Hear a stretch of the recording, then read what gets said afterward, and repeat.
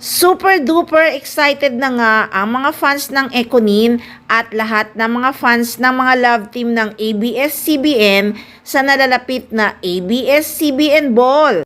Nakapost na kasi sa social media, "I'm excited for my ate Nini. Brighter Together ABS-CBN Ball.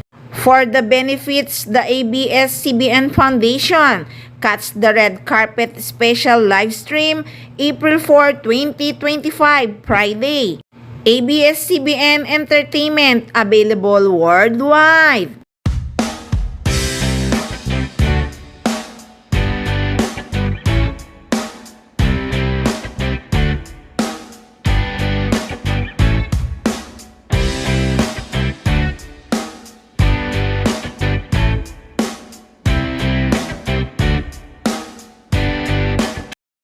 Kaya naman ang mga fans ng Econin ngayon ay naghahanda na sa nalalapit na events. Super duper excited na nga ang lahat ng Econin fans at solid fans ni Janine Gutierrez. Nako, magpapasabog na naman ang kagandahan si Janine at kakiligan ang Econin. Sure na kasi nakasama talaga ang Econin sa events na yon. Kaya marami na naman tayong ayudang mga Econin fans. Ngayon pa lang excited na ang mga funny. Ngayon pa lang ay excited na ang mga fans na maglakad sa red carpet ang Econin.